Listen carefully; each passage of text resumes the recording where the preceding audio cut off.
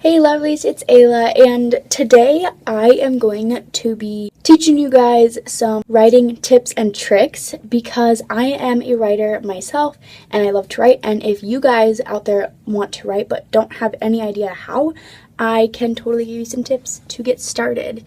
So let's get into the video. Also, I think I have a cold, or maybe it's just a head cold, but that's why I sound kind of weird, and I also have my tea here, so don't mind me. So I want to start with telling you guys to do a program. There are two that I have done, NaNoWriMo, which is National Novel Writing Month, which I'll get into in a second, and One Year Adventure Novel. They're both great programs, and it really helps you step by step how to write, how to plan, how to publish, all that kind of stuff.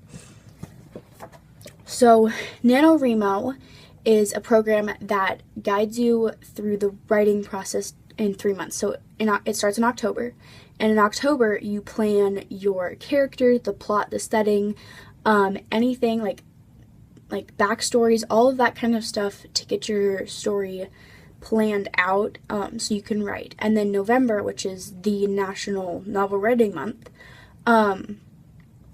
you write your book. So you go on your, you have your little track here with all your plans and all your characters and backstories and all that kind of stuff.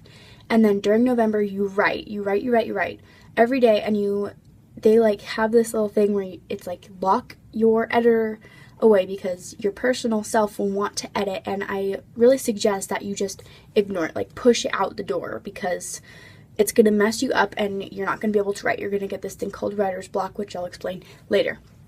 But, so you write in November and you just write. I would write about a chapter or two, sometimes 3 a day, and those chapters were 1,000 to 2,000 words. So, I like to write short-ish chapters, and words add up, so it sounds like a lot, but it really isn't. It adds up super, super fast. Something I suggest is getting the workbook. So I got mine bound and got fancy pages, but it helps you plan and write, and it has tons of steps. My favorite part was this character questionnaire, and it's helping you build your characters.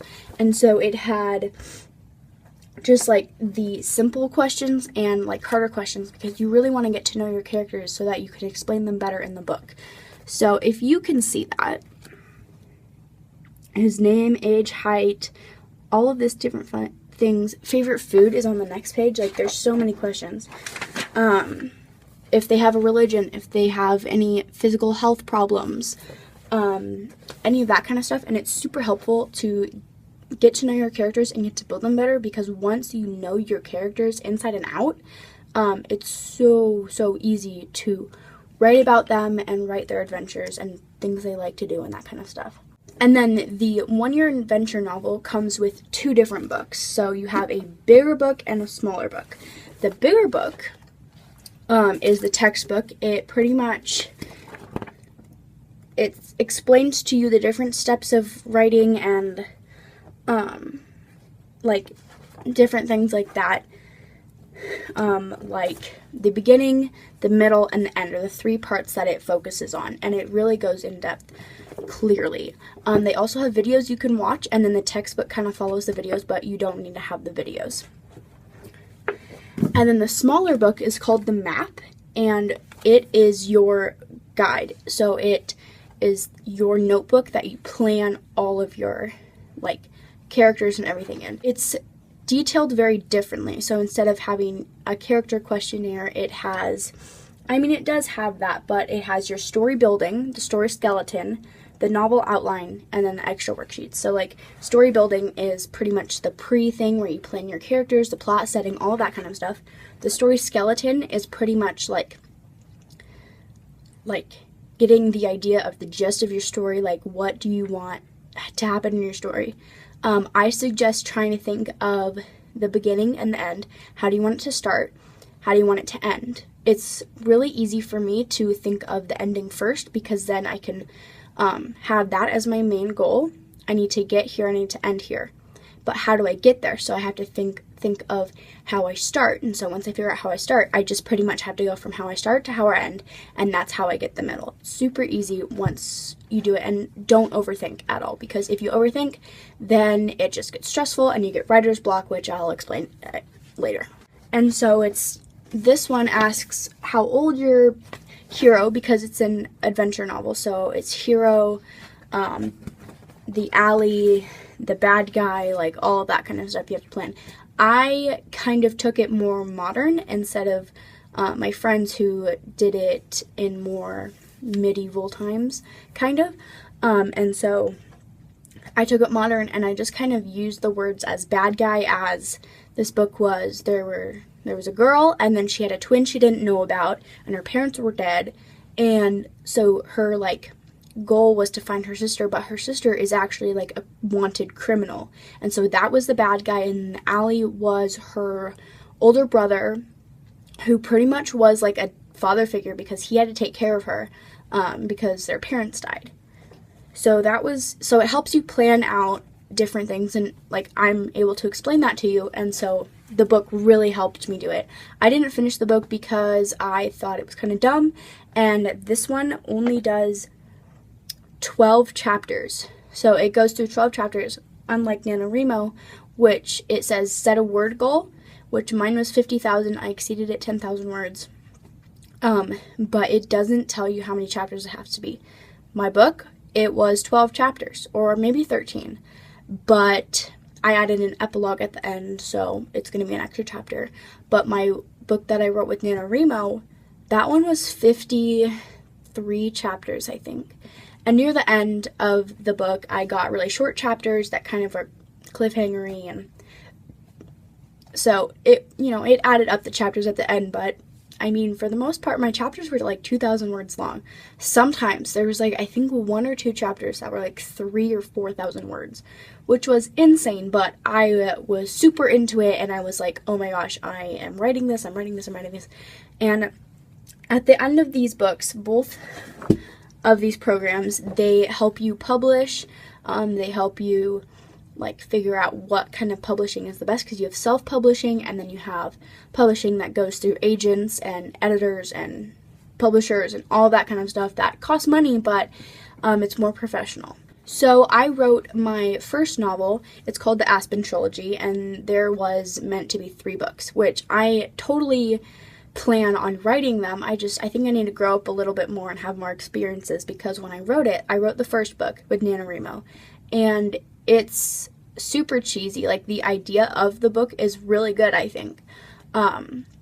It's this teenage girl who lives in England. She lives in Brighton, England, and she faces the problem of moving to America. She moves to Idaho, and then she gets this tumor in her uterus, and it's non-cancerous, but it, like, makes your body think you're pregnant, so you don't have a period, and your stomach grows as if you're pregnant, which I found out is actually real. I didn't make that up, but at the time I was like 13, 14, so I made it up not knowing it was real. I did do a lot of research for this book, which I suggest if you're doing things, if you're trying to write from a perspective of somebody that you aren't. So that book was based on me, but I'm not from Brighton, England, but I'm obsessed with Brighton and England, and so I did a ton of research on, like, where everything is, and, like, language and different terms and things that British people use, and that kind of stuff. And then I took the whole aspect of her moving to Idaho. I know Idaho super well because I live there. And she meets this guy in Brighton, and he's from America, and he kind of comes with her and her family to America, and he really helps her, like, navigate around, and I think it's a good story idea, but I wrote it really dumbly, so I'm still, like, trying to figure out how to revamp it, but that's, like, how you do it. And so what I suggest is, another thing I suggest is writing about your life subtly, if that makes sense. So I wrote about my life. My friend gave me the nickname Aspen, so I used that name. I love that name. I've always loved that name. But I used the name Aspen because I'm Aspen to her. And then I used the fact that I love England. So I made her in England, and The guy love interest is actually somebody that I know. At the time I had a crush on him, but I don't anymore. And just a bunch of like the names of people that I use are people I know or love or that kind of stuff. So it's really easy to write from a perspective of yourself, but make it fiction. So just a tip. Something else that I really love is having a notebook. So I have this notebook. It says NaNoWriMo, caution, extremely imaginative. And I have all my notes. Most of them are from Aspen, the Aspen trilogy. The first, second, third book, I already have the epilogue like typed out. I'm way ahead of the game, but you know, it's just got notes and notes, like character lists, like that is all of her information. You probably can't read it, but like I have the favorite book she likes, her brothers who are twins, I have all of them planned out. I have her parents planned out, her best friends planned out. I have Alex planned out, that's the love interest. I have all kinds of stuff, and I had to do a ton of research for this book, which I actually enjoyed it because it was learning about something that I love and I want to know about. But also having to do research, like going on Zillow.com and like looking up houses that they can live in, because, you know, I suck at making up houses, and so I wanted something real, and then I just made up the address because whatever, it doesn't really matter. I have a ton of different ideas for this book. I didn't use some of them, but like here is like pages and pages. I don't think you can see that, but it's just so many pages of just ideas of different things that I wanted. So this is part 2. It's like even crazier. Like my writing was just insane. Like front to back. Like there's no, well, there's a few pages that are empty in this book, but really not a lot. And so I really loved having this notebook because it would let me, you know, jot down all my ideas, and so I had them on paper. Don't keep ideas in your brain. Definitely write them out and get them out of your brain so that you can go back and look at them and you don't forget them. Another thing that I loved having was a quote book. It sounds kind of weird, but I would write all the quotes in here that I either made up or loved or like saw on Google or whatever. So some of them were like sad quotes or love quotes or like different things, happy quotes. Like one of my favorite ones that I actually used was, "I'll be okay. Is that what you want me to say?" I've used that in multiple books. There's different quotes that I made up. So there's one that is my favorite that me and one of my old friends made up. It was, I love you are powerful words, or something like that. And I mean, the realization hit me. I mean, they are powerful, but Aspen would use that kind of like all the time in the book. So just having different quotes. I have it in this little mini book, and it's nowhere near full, but I don't know, when I write down quotes, like I can just use them again and again and again. Okay, so as far as writing, definitely set a word count goal. So what I mean by that is setting a goal of like how many words you want in your book. And I would say between 40,000 and 60,000, because that is a good sized novel. Like, I mean, you can make your chapters short or long. As long as you hit that goal, like, you're golden. Definitely plan and create before you start writing, because if you write without knowing backstories or characters, like, your story isn't going to go very far. So I definitely suggest taking an amount of time, preferably not short, so you have time to plan, but just planning backstories and characters and parents and siblings and grandparents and aunts and uncles, like the whole family of like both, like of multiple characters. It really helps you. With names, definitely Googling names, because there's, you know, different names for different countries. Like I had to pick names from different countries for the Aspen trilogy and my book on Wattpad. It's a Joe Sugg fan fiction. You probably all know who Joe Sugg is because he is Joe Sugg, and So I googled names and different things for the main character Zara. That's a British name. Settle for one plot. So one storyline, because if you have multiple storylines going on, it gets really confusing. So yeah, one plot. What I really love doing, if you want your story to go somewhere, which everybody who wants to write wants their story to go somewhere, write on Wattpad. I love that app. I adore it. You can read stories. You can read other fan fiction stories, real stories, whatever.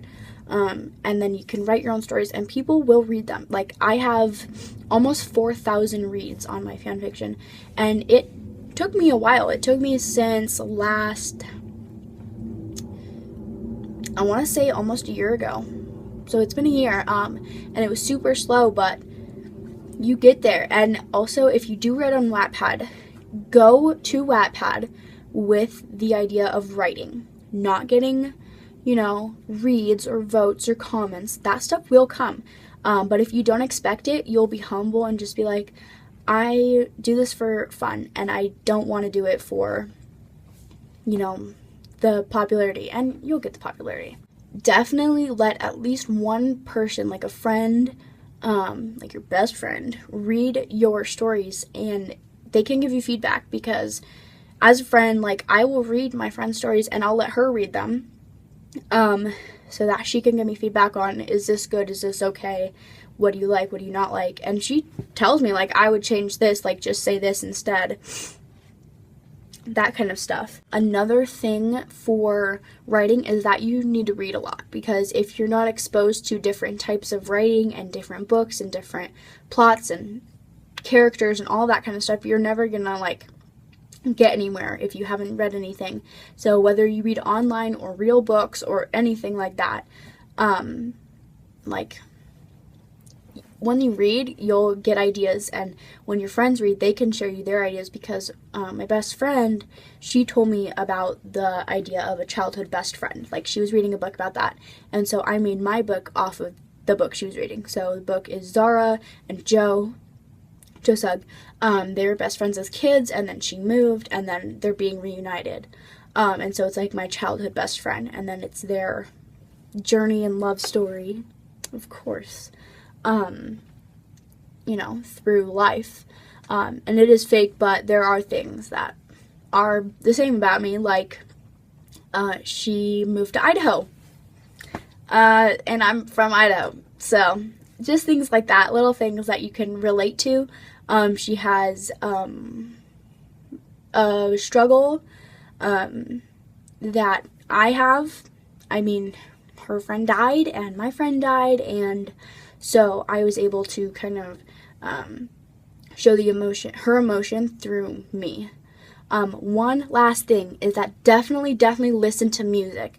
Listen to music when you write, because it really helps you get the emotion across. I have a super long playlist of songs that I use, but depending on the scene I'm writing, if I'm writing a sad scene, I will listen to incredibly sad songs, depending on the level of sadness.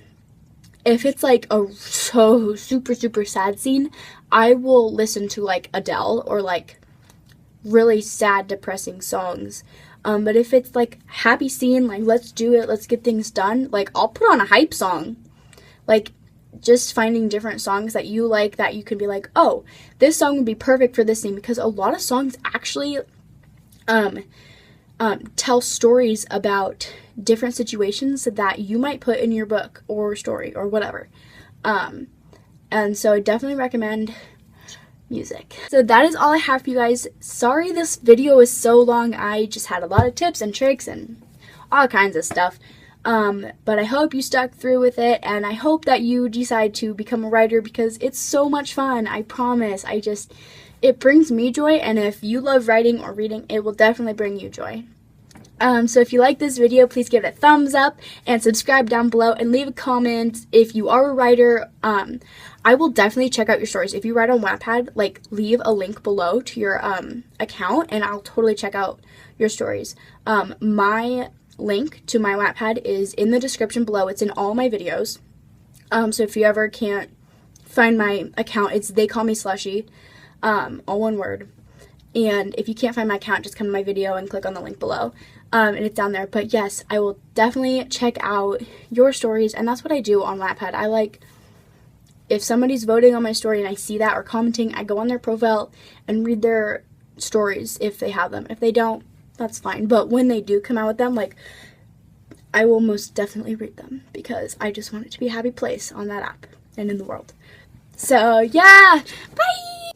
Hey guys, it's Ayla from like a week later, and I just wanted to say that if any of you are from my Wattpad account, thank you so much for watching, and that I love you guys so much. We hit 4,000 reads. Oh my gosh, I'm freaking out. I was like literally screaming. I'm just so happy. Thank you guys so much. Without you, it wouldn't be possible that I would be making it, and I had no idea that I would make it on Wattpad. So yeah, I'll be posting an update soon, so yeah, look out for me. Anyway, yeah, this is Future Ayla. I'm uploading tomorrow. Bye.